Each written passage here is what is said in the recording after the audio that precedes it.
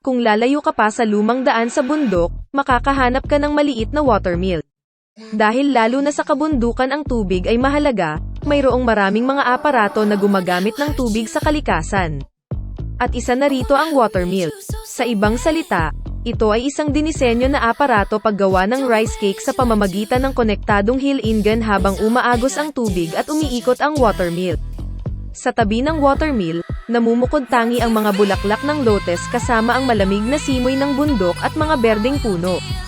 Sa mga bansang silangan, ang bulaklak ng lotus ay kilala bilang isang sagradong bulaklak, at ito ay may kaugnayan sa Budismo. Sa isang pond o wetland sa Korea, bulaklak ng lotus natural na lumaki.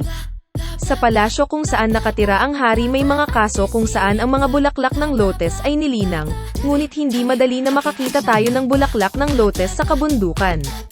Kung lumakad ka pa ng kaunti, makikita mo ang Gowasan Lake at napapaligiran ito ng mga bundok. Ito rin ay isang natatanging katangian ng San Mok-i lumang kalsada.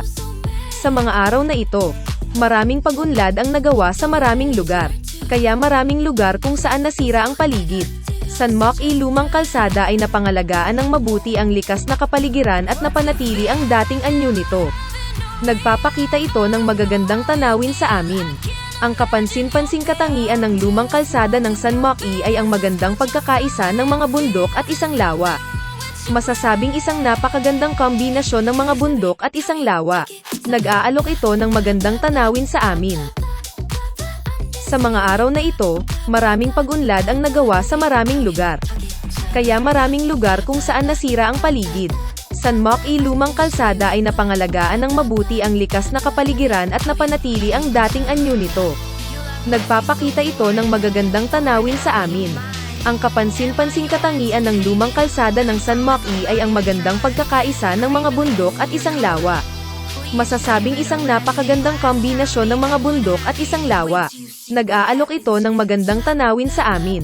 San Majay Old Road, San Meloji Hill, ang hometown village, ay matatagpuan sa Saurang Village, Esari, Chilsongmayan, Gosangon, Cheongcheongbuk-do, Korea.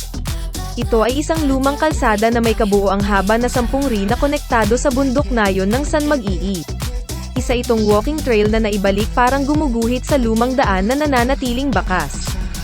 Isang eco-friendly na paraan ng paggawa ng karamihan sa mga lumang seksyon ng kalsada sa mga kahoy na suporta, deck.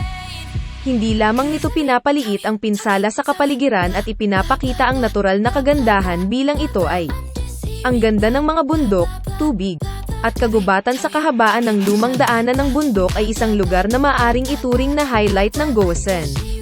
Gowasan Dam, na unang natapos noong unang bahagi ng 1957 gamit ang purong Koreanong teknolohiya, ay simboliko. Ito ay naging isang punto ng pagmamalaki para sa rehiyon. Ang lugar sa paligid ng dam ay mas mahalaga dahil pinapanatili nito ang isang hindi nasirang natural na ekosistema. San Mag-i Old Road, na itinayo sa kahabaan ng Gowasan Dam gamit ang eco-friendly na konstruksyon, mga pamamaraan, nagsasama sa lawa ng Gowasan Dam. Maaring tamasahin ng mga taong bumibisita sa San Majay Old Road ang natural na kagandahan ng Korea nang hindi naabala. Ang lahat ay umibig sa lugar na ito. Saan ka man pumunta sa rehiyon ng Gowasan, maraming lambak na may nakakapreskong simoy ng hangin, malinaw na tubig, at lunti ang kagubatan. Isang pagmamalaki na si Gowasan lang ang nagtataglay. Ito ay itinuturing na isang trademark na kumakatawan sa malinis na Gowasan. Alam ng sinumang nakapunta na sa Gowasan na ito ang pinakamahusay sa bansa. Sa kanyang kalinisan at natural na ningning sa tuktok nito, mararamdaman ito ng lahat. Sa Gowasan, ipinanganak ang isa pang sikat na lugar na tinatawag na San Mag-i Old Road. Ang sariwang simoy ng bundok na may amoy ng mga palumpong ay sumasalubong sa banayad na ilog simoy ng hangin. Kung tatahakin mo ang landas na iyon, mararamdaman mo ang kalikasan. Kung ikaw ay may kalaguyo, ito ay bukas, ngunit ito ay nagiging date course para lang sa inyong dalawa, ipinakita ng kalikasan. Kung maglalakad ka kasama ng mga kaibigan o pamilya, ang iyong puso ay madudurog sa pamamagitan ng mga nakasynchronize na hakbang. Ang San Mag-i Old Road, isa sa mga pangunahing atraksyong panturista, ay kilala sa buong bansa.